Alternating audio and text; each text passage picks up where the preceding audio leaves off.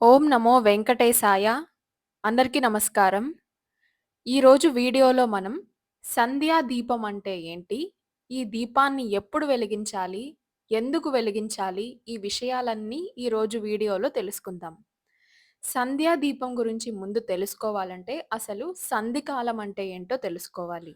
సూర్యోదయం అలాగే సూర్యాస్తమయ సమయాలని మనం సంధి సమయాలు అంటాము లేదా సంధ్యకాలము అని అంటారు. అలాంటి సంధ్య సమయంలో సంధ్యాకాలం ఏర్పడేటటువంటి సమయంలో మనం ఒక చోట కూర్చొని భగవంతుడిని ఆరాధన చేయాలి. భగవంతుని స్వరూపం అంటే అగ్ని స్వరూపం.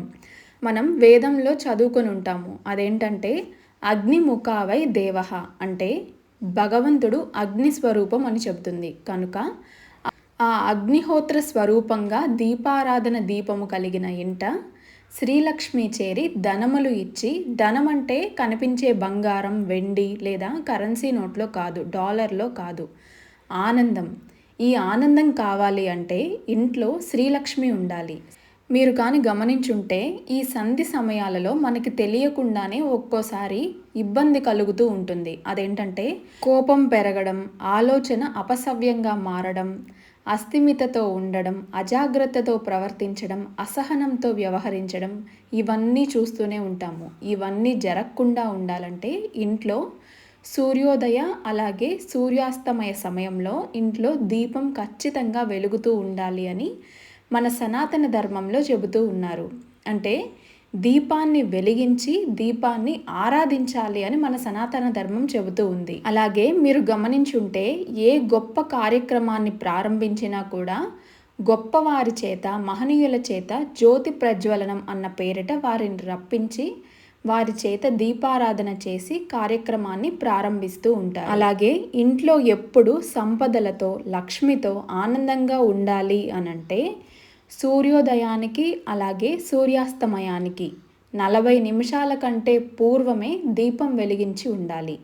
సూర్యోదయ సమయంలో జ్యోతి వెలుగుతూ ఉంటే ఆ ఇంట్లో అందరి మనసులు ప్రశాంతంగా ఉంటాయి. పూర్వకాలంలో మన పెద్దలు సంధ్యా సమయంలో బాలబాలికల్ని అందరినీ కూర్చోపెట్టి సంధ్యాదీపం పెట్టారు రండి అని పిల్లల్ని చుట్టూరా కూర్చోపెట్టుకొని దీపం వెలిగించిన తర్వాత వారితో కొన్ని శ్లోకాలు అలాగే పద్యాలు చెప్పించేవారు.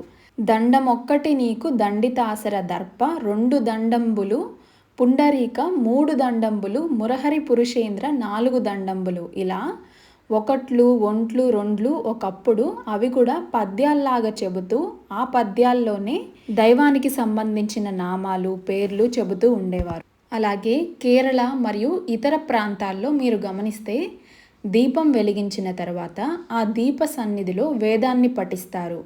అగ్నిమీలే పురోహితం యజ్ఞస్య దేవమృత్యుంజం హోత్రం రత్నార్ధామాతం. ఇలా ఋగ్వేద, సామవేదంలో రుక్కులతో ప్రారంభంగా ఉండేటటువంటి మంత్రాలన్నిటినీ కూడా అగ్నిహోత్రుడికి స్తోత్రం చేసేవారు. కాబట్టి అగ్నికి ప్రతీకగా వెలిగే దీపం కనుక మన ఇంట్లో పూర్వకాలం నుండే సంధ్యావందన దీపం, సంధ్యా దీపానికి అంత ప్రాధాన్యత ఉంది. కాబట్టి మీరు కూడా ప్రతిరోజు ఇంట్లో ఉదయం, సాయంత్రం సంధ్యా సమయంలో దీపాన్ని 45 నిమిషాలు ముందుగానే వెలిగించండి. కాబట్టి ఈరోజు ఈ వీడియో మీకు ఉపయోగపడుతుంది అనుకుంటే లైక్ చేయండి, షేర్ చేయండి. ఛానల్ని ఇలాంటి మరిన్ని వీడియోల కోసం సబ్స్క్రైబ్ చేసుకొని ఓం నమో వెంకటేశాయ అని కమెంట్ చేయండి.